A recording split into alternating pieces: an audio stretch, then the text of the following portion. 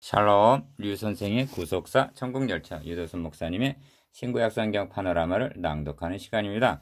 지금은 히브리서 파노라마 2장 5절에서 10절까지입니다. 먼저 도표 해설. 본 단원의 주제는 하나님의 아들이 천사보다 잠깐 동안 낮아지신 이유입니다. 첫 단락에서 죽음을 맛보려 하심이라고 말씀합니다. 도표 중심에는 예수를 보니가 놓여있는데 천사들보다 잠깐 동안 못하게 하심을 입은 자요. 9절 죽음의 고난받으심을 인하여 영광과 존귀로 관쓰신 분이라고 말씀합니다. 9절 하반절 이렇게 행하심은 하나님의 은혜로 말미암아 모든 사람을 위하여 죽음을 맛보려 하심이라 말씀합니다. 9절 어찌 모든 사람을 위하여 죽음을 맛보셔야만 하는가? 많은 아들을 이끌어 영광에 들어가게 하시기 위해서인데 이렇게 하심이 하나님의 공의에 합당하기 때문이라는 것입니다. 둘째 단락은 그가 낮아지신 이유를 우리를 형제라 부르시기 위해서라고 말씀합니다. 11절 그러니까 주님은 맏 형님이 되어주신 셈입니다. 도표에 표시된 대로 첫 단락의 중심점은 모든 사람을 위하여 죽음을 맛보려 하심이라 있고 둘째 단락의 중심은 형제라 부르기를 부끄러워 아니하시고에 있습니다. 1. 죽음을 맛보려 하심. 히브리서 기자는 하나님의 아들이 낮아지신 이유를 설명하기 위해서 시편 8편 4절에서 6절까지를 인용합니다. 시편 8편 1. 학자들은 시편 8편을 하나님께서 사람에게 베푸신 존귀와 영광을 찬양하는 시로 보고 있습니다. 그러나 이렇게 보게 되는 것은 성경을 구속사라는 성경 신학적인 맥락이 아닌 교훈적인 관점으로 보기 때문입니다. 성경은 문제가 발생했기 때문에 주어진 해답인 것입니다. 교훈은 중요하고 필요한 것입니다. 그러나 교훈은 해답, 즉 구원을 주지 못합니다. 그러므로 성경은 점들의 모임이 아닌 구원사라는 선인 것입니다. 기억, 우선적으로 시편 8편을 접근할 때 독립된 말씀이 아닌 구원 계획이라는 선상에서 주어진 말씀이라는 점을 유념해야만 합니다. 그리고 본문은 타락하기 이전에 부른 노래가 아닌 타락한 이후의 노래임을 명심해야만 합니다.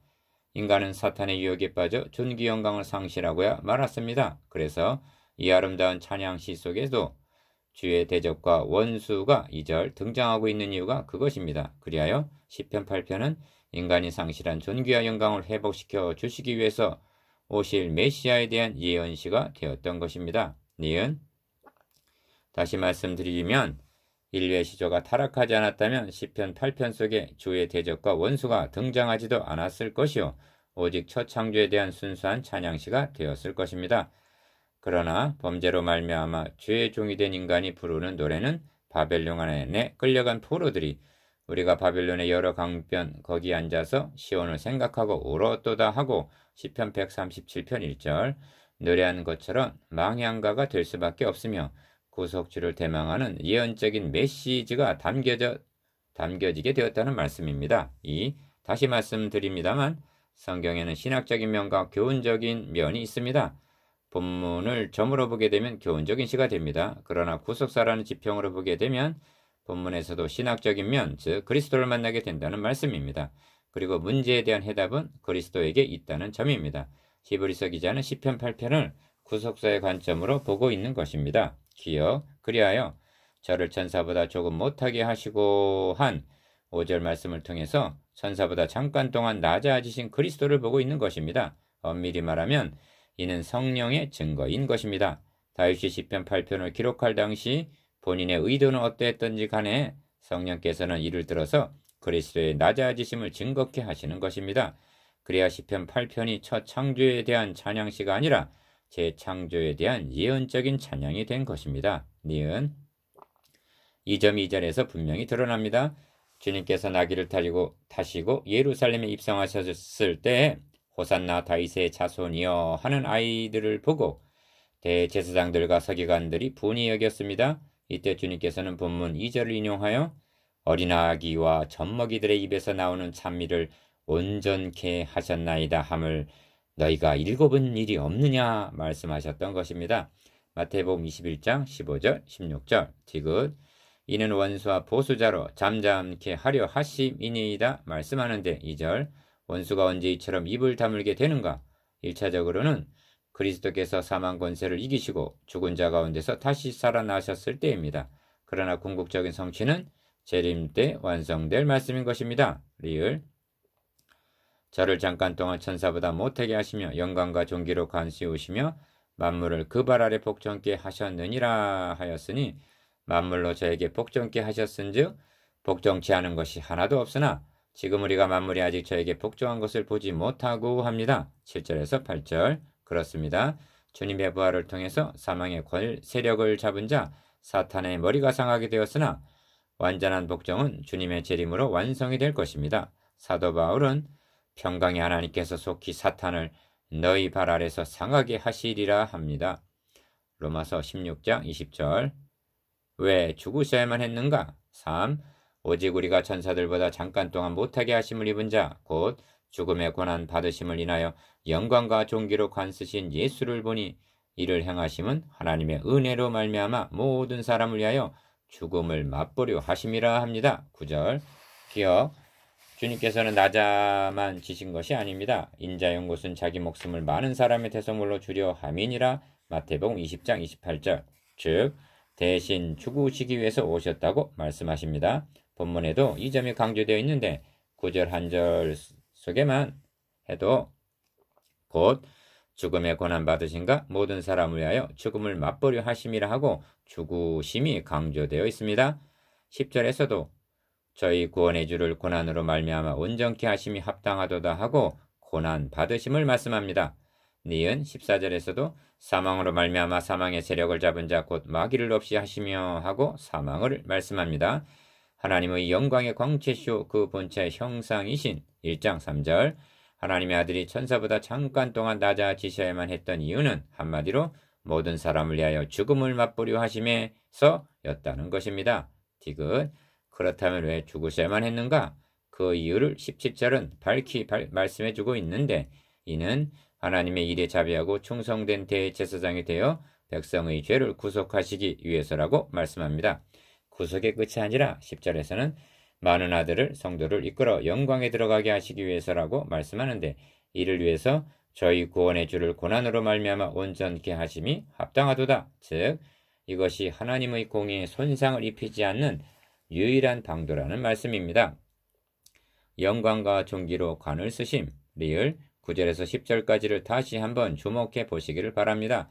죽음을 맛보심이 끝이 아니라 영광과 존귀로 관 쓰신 예수라고 말씀합니다. 9절 승귀.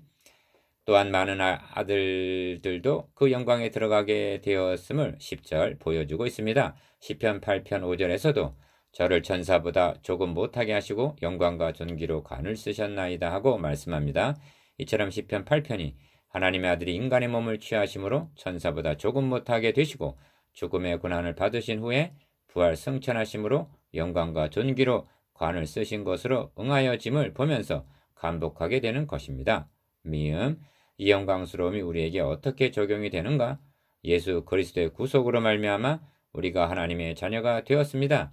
장래 자녀가 되는 것이 아니라 우리가 지금 하나님의 자녀인 것입니다. 요한일서 3장 2절. 그러나 우리의 현재 모습은 천사보다 못합니다. 또한 여러 가지 고난에 직면해 있습니다.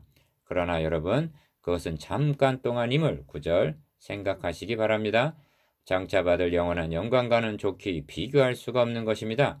비천한 인간을 이처럼 높여주시기 위하여 존귀하신 분이 스스로 낮아지셨던 것입니다. 크니 우리의 형제가 되려 하심. 전체적인 번호는 작은 번호로 되고 큰 숫자는 그 큰 줄기를 말합니다. 크니 우리의 형제가 되려 하심.